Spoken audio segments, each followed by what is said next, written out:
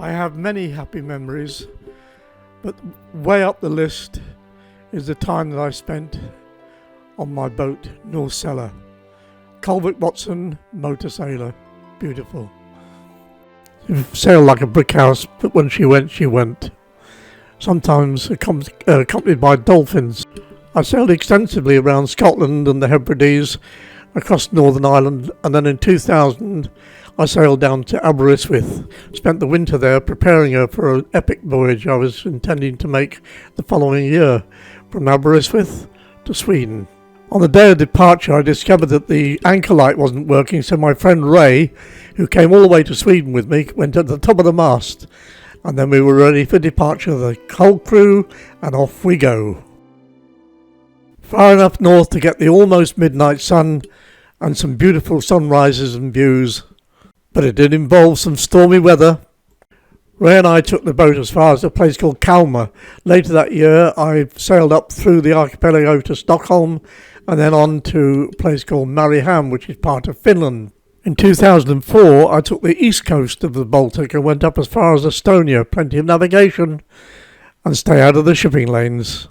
But memories of Stockholm's archipelago being moored against the rocks, ropes tied all over the place and pegs to get in the cracks of the rock. Susan on the wheel now and steering away like that. Trying to miss that big red buoy out there. And very shortly we'll be going past Central Station in Amsterdam. That's in the far distance, and you'll see a closer look a bit later.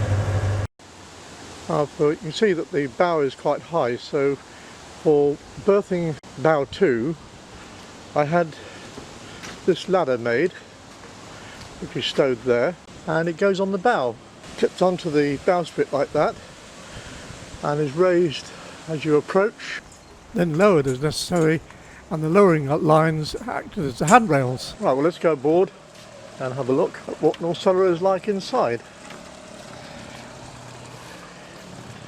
Well, this is the wheelhouse where I spend most of my time, either sitting down there or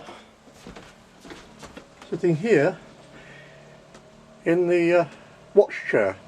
Right, so from the watch seat here I can actually steer using this button, or if it gets a bit close I can use the wheel.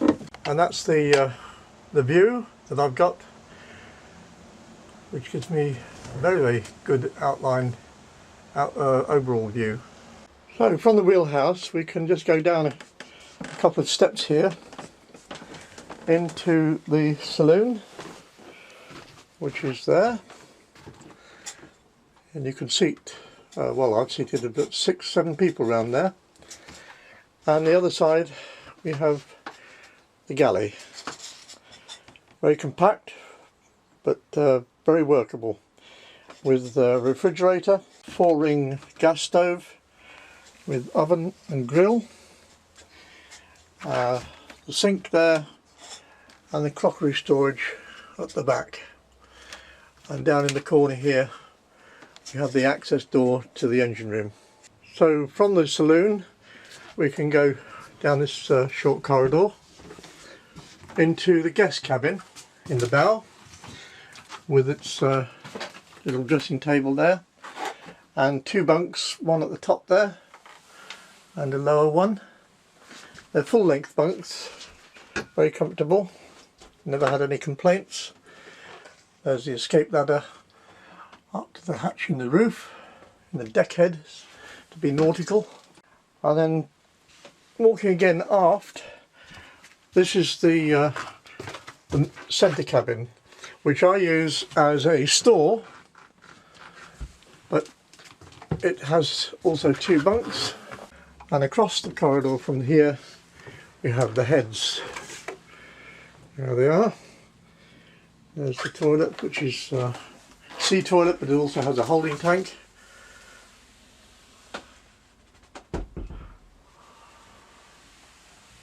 Now we go back up into the wheelhouse and down into the after cabin, the main cabin, where we have a double bed, very, very comfortable, I can assure you.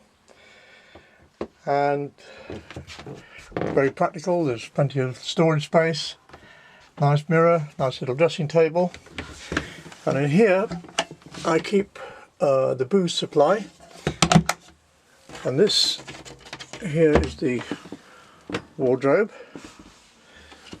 although I do store things on top as well. And this was an ensuite, which I don't use it as an ensuite, but there's a WC in there and a wash hand basin. I just use it as a storage and use the main toilet.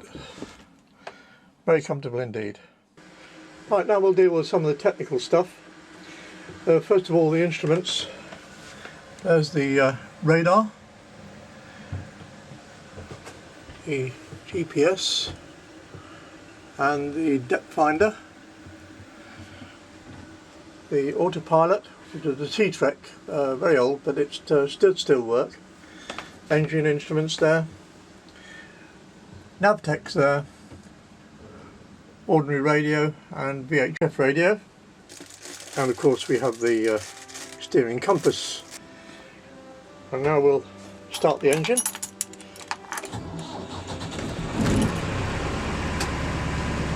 It all starts up nicely.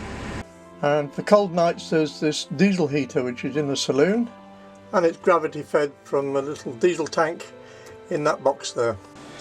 Once in harbour I enjoy sitting out on the bow deck with a glass of wine and watch the world go by. But then the sad time when I had to lift her out of the water for the last time under my ownership and stow her away on some cradles ready for a sail. I could have cried.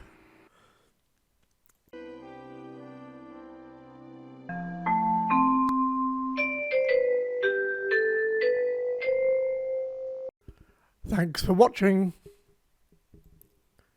and sharing my memories.